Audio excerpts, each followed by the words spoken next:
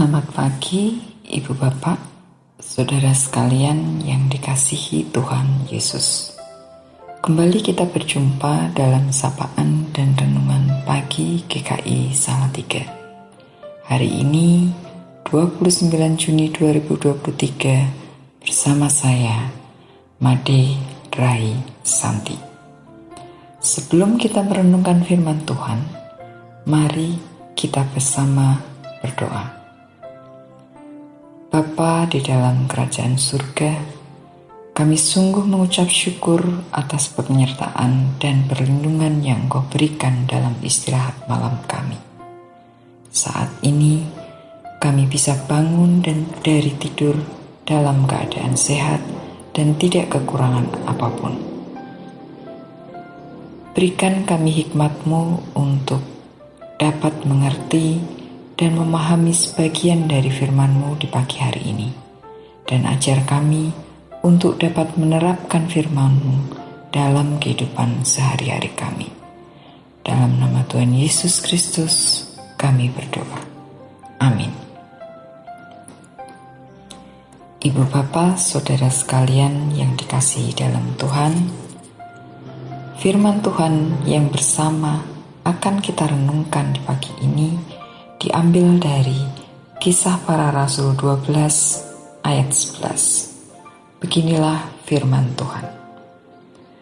Setelah sadar akan dirinya, Petrus berkata, "Sekarang taulah aku benar-benar bahwa Tuhan telah menyuruh malaikatnya dan menyelamatkan aku dari tangan Herodes."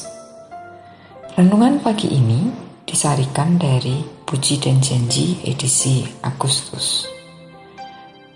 Renungan pagi ini akan diberi judul Ketika Allah Bekerja. Kehidupan orang percaya pasti dijamin oleh Tuhan, sekalipun mereka harus mengalami pencobaan dan penderitaan. Tuhan pasti mengutus malaikat-malaikatnya untuk menolong dan menyelamatkan mereka. Itulah yang dirasakan dan dialami oleh Sadrah, Abednego, dan Mesah.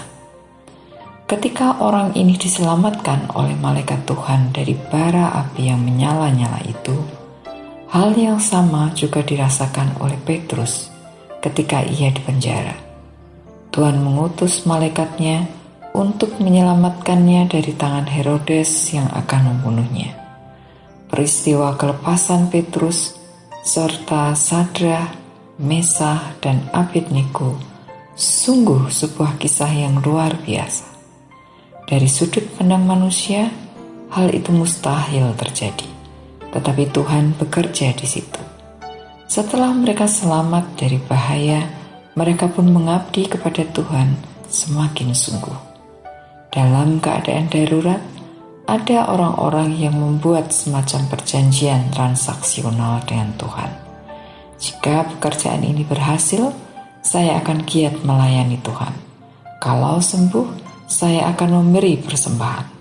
Kalau lulus ujian, saya akan membaca Alkitab sampai selesai, dan sebagainya. Pertanyaan yang muncul adalah, mengapa seseorang perlu menunggu dalam sesuatu sebelum melakukan sesuatu untuk Tuhan? Sebuah cerita yang lain dari biasa terjadi pada hamba-hambanya. Mereka diperhadapkan pada dua pilihan, menyembah dewa orang Babel atau masuk ke perapian yang menyala-nyala. Dalam keadaan darurat itu, mereka tidak merancang perjanjian transaksional dengan Tuhan.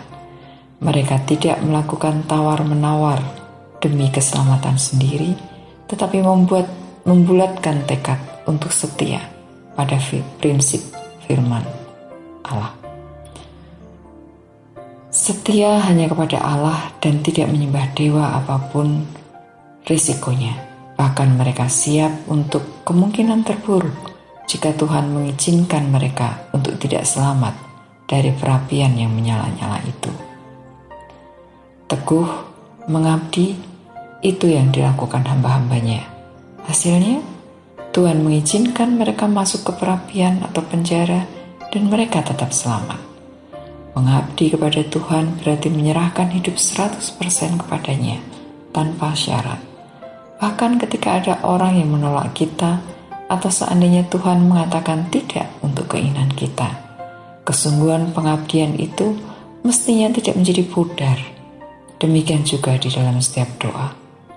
Kiranya kita tidak mengancam Tuhan. Karena itu, jika kita berjanji untuk melayani Tuhan, layanilah sepenuh hati, tanpa syarat. Selamat menikmati pekerjaan-pekerjaan Allah hari ini. Tuhan memberkati. Mari kita berdoa. Bapa yang Maha Kasih, ajar kami untuk senantiasa setia di dalam melayani Engkau, apapun yang terjadi, dan terus boleh menjadi berkat bagi orang-orang di sekitar kami.